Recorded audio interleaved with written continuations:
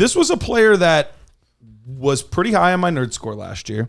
And speaking of the dreaded 40 time, this player ran the 40 and it cratered his draft stock. Totally. Was it 4.7? Something like 4.71? Yeah, I think originally it was like 4.77, and then they like updated it to 4.7 flat or something like that. And I remember when that happened, I was like, I gave him no attention. I said it's not even worth it because I was like, four guys that run 4.7s, unless you're Jerry Rice, aren't going to make it. Yeah, and completely call this guy Jerry. Jerry. So suck it, haters. Pre-draft, I had him. I want to say 5th running back, nerd score wise. So I gave him a pretty high score, knowing that created it. He's not going to be a day 2 guy anymore. He's going to fall to day 3 if he gets drafted. Who knows? Year 1, it wasn't great. Comes out week 1 this year and puts Cam Akers on the bench, and Kyren Williams has been fantastic all season long. Has the injury, and you're like, okay, well, it was a nice run while he had it. Comes back in the very first week, 204 yards. Highest scoring game of the year. 2 touchdowns. Very first game back. Now, granted, it was Arizona, not the best defense or anything like that, but still, or anything. Or special teams. But all of that being said, do we think that Kyren Williams is more of the next Aaron Jones, Arian Foster, where not good draft capital, but just a good player and makes it happen?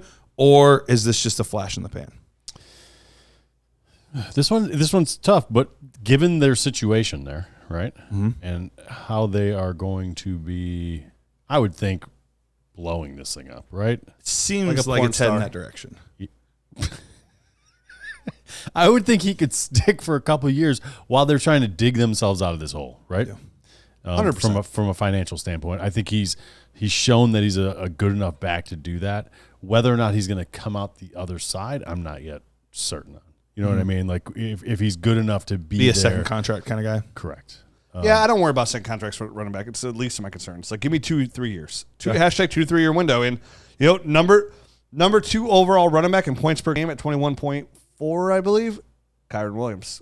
Right ahead of Devon A-Chain, right behind, not right behind, multiple points behind Christian McCaffrey, who's averaging 24. But 21 point, now that 38-point game this week propelled Devon A-Chain. Yeah, sure helps. But yeah, number 2 in points per game. And I agree with Matt 100%. Like, I thought that would have been my same exact answer. Like, where the Rams are overall, draft pick wise, salary, everything, like, the least of their concerns is a running back. Definitely he's playing as well as he is. Playing really he's well. producing. Yep. Yeah, and we have seen it other times where we've said the same type of thing, like, oh, that guy's playing pretty good. They won't draft anybody, and then they draft somebody. So I don't think he's 100% safe, but I'm 100% with you guys. I think he's a very talented back. I think he fits everything Sean McVay wants him to do. He's very good in pass protection. He can catch the football. Like, he does everything well enough that you don't have to take him off the field ever. And I think that's what he wants, is somebody that can do that. So I think he's as safe as a 5th-round running back can be. And that's the thing. It's such a low investment, right? Yep. That, not to say that they would even replace him with a higher investment, but they could just as well hit on an undrafted guy. You know what I mean? And if Sean McVay leaves and it's a new regime, so that's why I said I think he's going to be there through whatever's going to happen in the next couple of years. Yeah. Likelihometer that he's a starter next year. Oh, I think 9. Yeah, it's is it a 1 to 10? Halfbacks, half points. Yeah. 1 to 10. Yeah, 1 to 10. We were playing that other one when it was like 5 or something. Yeah, it was kind of like a likelihometer, but it was a little bit different. Threw me off. It did throw you I didn't off. like that one. We should stay on brand. 1 through 5. 9.5. 9.5.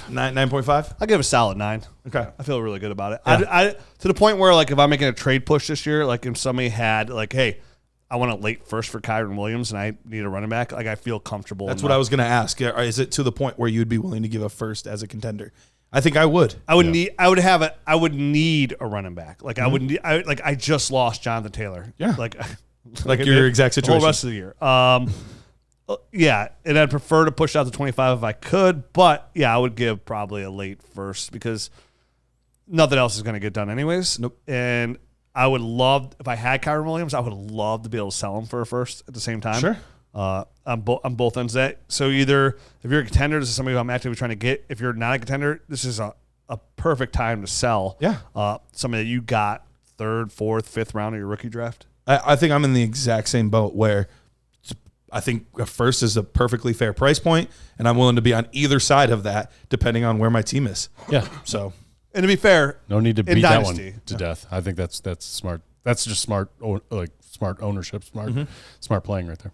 if you're not a contender, all running backs are off your roster. And I hate buying running backs in Dynasty. I do too. I really do.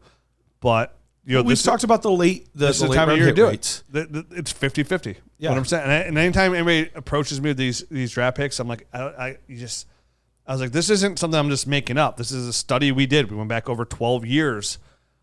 And the odds of your pick, if you're picking between 9, 10, 11, and 12, those last four picks, which are the playoff teams, the odds of that player being even rosterable, not even startable, just rosterable on your Dynasty roster is 50%. 50-50. To be rosterable. To be good, I think we did that too. It was like 27 or something crazy like that. Yeah, it was even lower just to be good.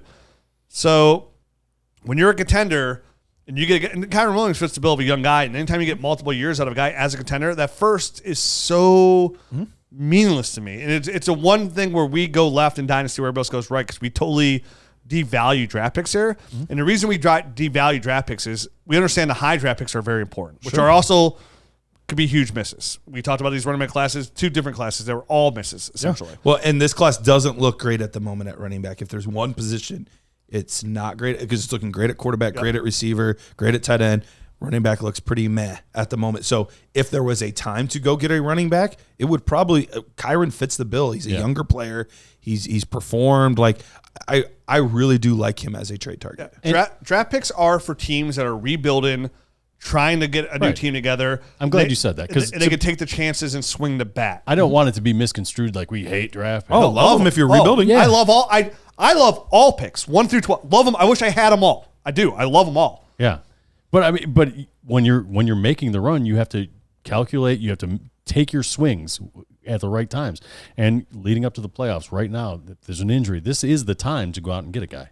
And Kyren Williams is a guy that should be on the move because we explain it.